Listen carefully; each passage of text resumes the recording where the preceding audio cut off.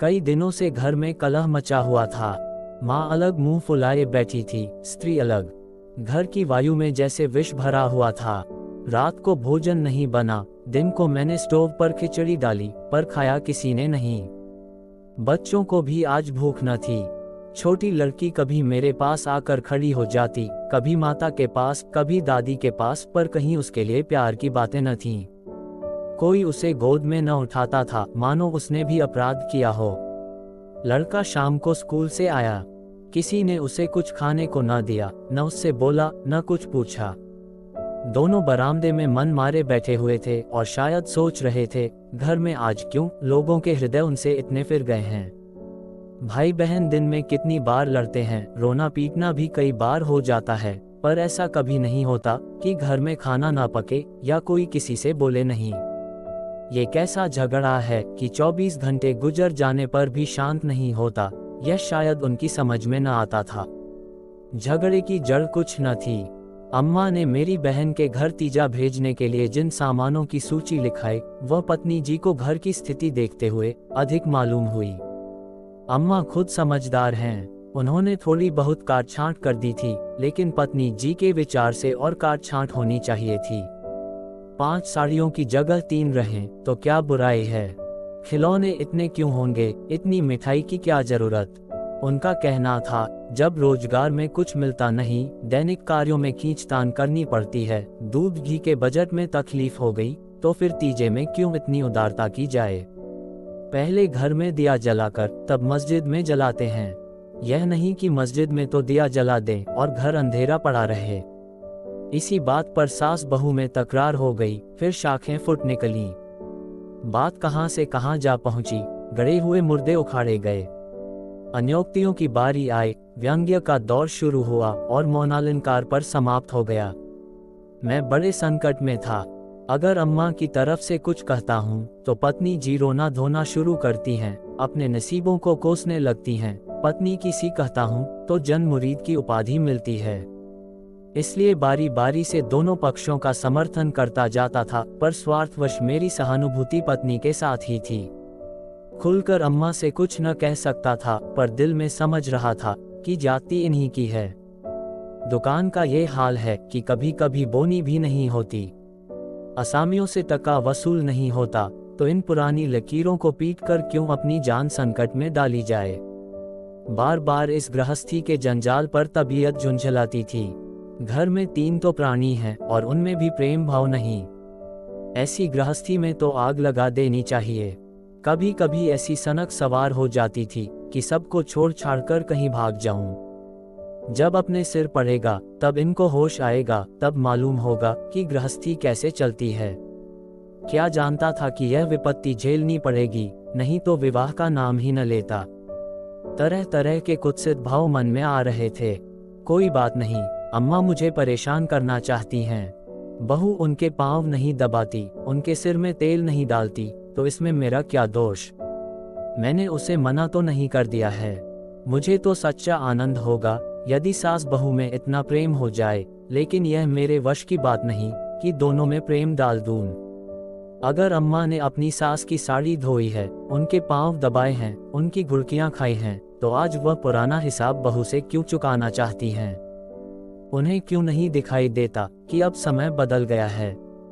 बहुएं अब भयवश सास की गुलामी नहीं करती। प्रेम से चाहे उनके सिर के बाल नोच लो, लेकिन जो रोब दिखाकर उन पर शासन करना चाहो तो वह दिन गए। सारे शहर में जन्माष्टमी का उत्सव हो रहा था। मेरे घर में संग्राम छिड़ा हुआ था। संध्या हो गई थी, पर घर अंधेरा पड़ा था। मनहूसियत छाई हुई थी। मुझे अपनी पत्नी पर क्रोध आया। लड़ती हो लड़ो, लेकिन घर में अंधेरा क्यों रखा है। जाकर कहा, क्या आज घर में चिराग न जलेंगे। पत्नी ने मुंह फुलाकर कहा, जला क्यों नहीं लेते, तुम्हारे हाथ नहीं हैं। मेरी देह में आग लग गई। बोला, तो क्या जब तुम्हारे चरण नहीं आए थे तब घर में चिराग न जलते थे।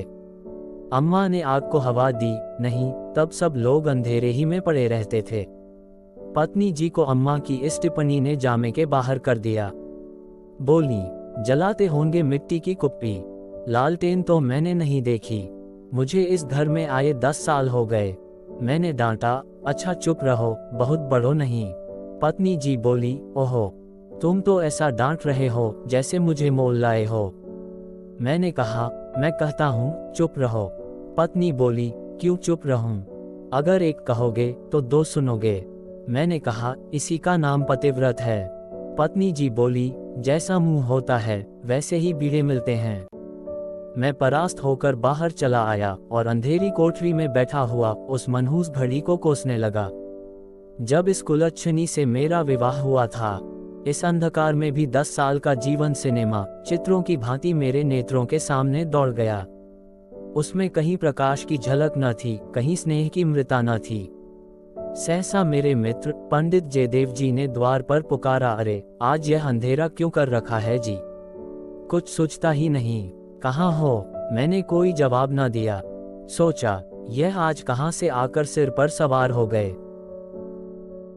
जयदेव ने फिर पुकारा, अरे कहाँ हो भाई, बोलते क्यों नहीं? कोई घर में है या नहीं? कहीं से कोई जवाब न मिला। जयदेव ने द्वार को इतनी जोर से झूझोड़ा कि मुझे भय हुआ कहीं दरवाजा चौखट बाजू समेत गिर न पड़े। फिर भी मैं बोला नहीं। उनका आना खल रहा था। जयदेव चले गए। मैंने आराम की सांस ली। बारे शैतान टला, नहीं घंटों सिर खाता। मगर 5 ही मिनट में फिर किसी के पैरों की आहट मिली और अब की टार्च की तीव्र प्रकाश से मेरा सारा कमरा भर उठा। जयदेव ने मुझे बैठे देखकर कतूहल से पूछा, तुम कहाँ गए थे जी? घंटों चीखा, किसी ने जवाब तक न दिया। यह आज क्या मामला है? चिराग क्यों नहीं जले? मैंने बहाना किया, क्या जाने, मेरे सिर में दर्द था, दुकान से आकर लेटे तो नींद आ गई। जयदेव ने कहा, और सोए तो घोड़ा बेचकर, मुझसे शर्त लगाकर। मैंने कहा, हाँ यार, नींद आ गई। जयदेव बोला, मगर घर में चिराग तो जलाना चाहिए था, या उसका रिट्रेंचमेंट कर दिया। मैंने कहा, आज घर में लोग व्रत से हैं, हाथ न खाली होगा।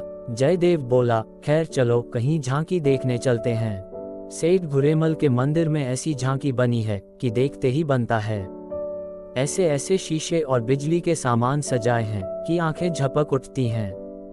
सिंहासन के ठीक सामने ऐसा फव्वारा लगाया है कि उसमें से गुलाब जल की हारें निकलती हैं। मेरा तो चोला मस्त हो गया।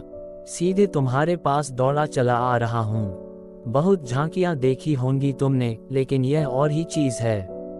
आलम फटा पड़ता है। सुनते हैं दिल्ली से कोई चतुर कारीगर आया है, उसी की यह करामात है।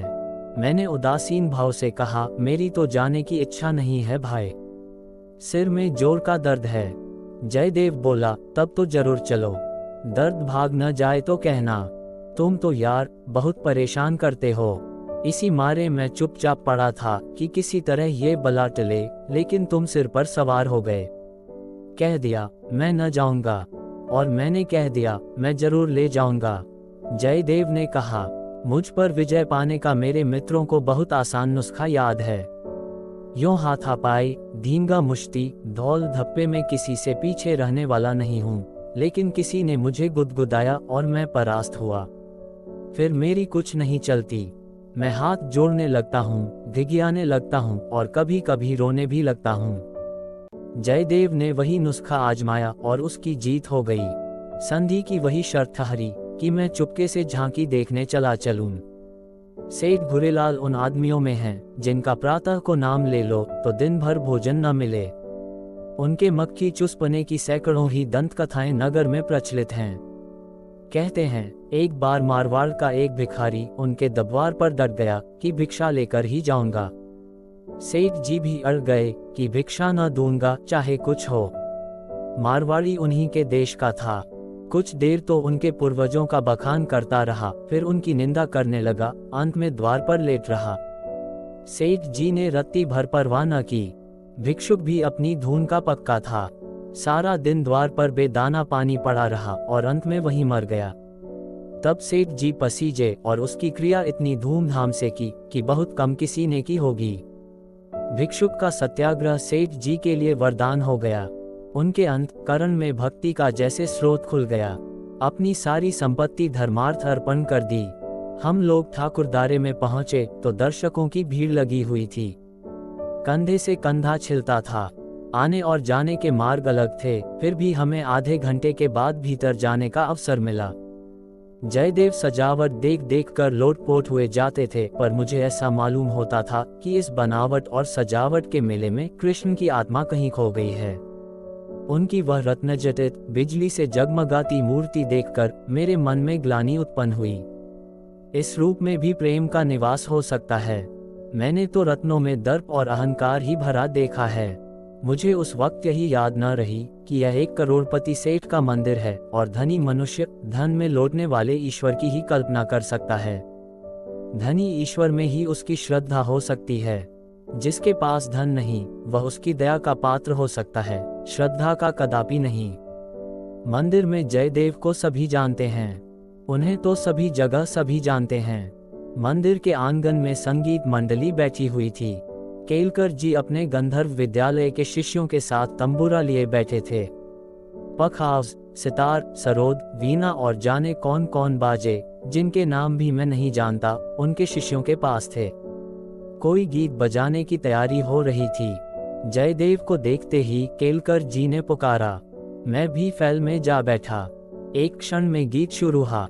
समा बंध गया। जहां इतना शोरगुल था कि तोप की आवाज भी न सुनाई देती, वहां जैसे माधुर्य के उस प्रवाह ने सब किसी को अपने में डूबा लिया। जो जहां था वहीं मंत्र मुग्ध सा खड़ा था। मेरी कल्पना कभी इतनी सचित्र और सजीव न थी। मेरे सामने न वह बिजली की चकाचौंध थी, न वह रत्नों की जगमगाहट, न वह भौतिक विभूतियों का समारोह। मेरे सामने वही यमुना का तट था, गुल्म लताओं का घूंघट मुंह पर डाले हुए। वही मोहिनी गुएं थीं, वही गोपियों की जल क्रीड़ा, वही वंशी की मधुर ध्वनि, वही शीतल चांदनी और वही प्यारा नंदकिशोर, जिसकी मुख छवि में प्रेम और वात्सल्य की ज्योति थी, जिसके दर्शनों ही से हृदय निर्मल हो जाते थे। मैं इसी आनंद विस्मृति की दशा में था कि कॉन्सर्ट बंद हो गया और आचार्य केलकर के एक किशोर शिष्य ने ध्रुपद अलापना शुरू किया।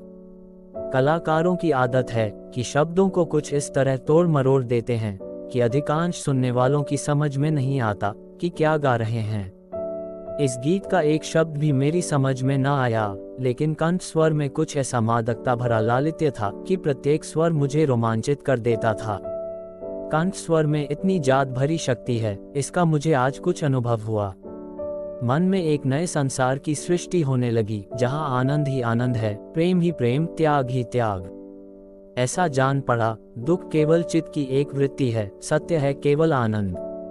एक स्वच्छ करुणा भरी कोमलता जैसे मन को महसूसने लगी। ऐसी भावना मन में उठी कि वहां जितने सज्जन बैठे हुए थे, सब मेरे अपने हैं, अभिन्न हैं। फिर अतीत के गर्भ से मेरे भाई की स्मृति मूर्ति निकल आई। मेरा छोटा भाई बहुत दिन हुए मुझसे लड़कर घर की जमा जथा लेकर रंगून भाग गया था और वहीं उसका देहांत हो गया था। उसके पार्श्विक व्यवहारों को याद करके मैं उन्मत्त हो उठता था। उसे जीता पा जाता तो शायद उसका खून पी जाता, पर इस समय स्मृति मूर्ति को देखकर मेरा मन जैसे मुखरित हो उठा। उसे आलिंगन करने के लिए व्याकुल हो गया। उसने मेरे साथ, मेरी स्त्री के साथ, माता के साथ, मेरे बच्चे के साथ जो कट, नीच और घृणास्पद व्यवहार किए थे, वह सब मुझे भूल गए। मन में केवल यही भावना थी, मेरा भैया कितना दुखी है। मुझे इस भाई के प्रति कभी इतनी ममता न हुई थी। फिर तो मन की वह दशा हो गई जिसे विह्वलता कह सकते हैं। शत्रु भाव जैसे मन से मिट गया था। जिन जिन प्राणियों से मेरा बैर भाव था, जिनसे गाली गलौज, मारपीट, मुकदमाबाजी सब कुछ हो चुकी थी, वह सभी जैसे मेरे गले में लिप लिप कर हंस रहे थे। फिर विद्या पत्नी की मूर्ति मेरे सामने आ खड़ी हुई। वह मूर्ति जिसे 10 साल पहले मैंने देखा था, उन आंखों में वही विकल कंपन था, वही संदिग्ध विश्वास, कपोलों पर वही लज्जा लालिमा, जैसे प्रेम सरोवर से निकला हुआ कोई कमल पुष्प हो। वही अनुराग, वही आवेश, वही याचना भरी उत्सुकता, जिसमें मैंने उस न भूलने वाली रात को उसका स्वागत किया था, एक बार फिर मेरे हृदय में जाग उठी। मधुर स्मृतियों का जैसे स्रोत सा खुल गया। जी ऐसा तड़पा कि इसी समय जाकर विद्या के चरणों पर सिर रगड़कर रोऊं और रोते रोते बेसुध हो जाऊं।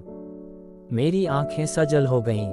मेरे मुंह से जो कटु शब्द निकले थे, वह सब जैसे मेरे ही हृदय में गड़ने लगे। इसी दशा में जैसे ममतामयी माता ने आकर मुझे गोद में उठा लिया।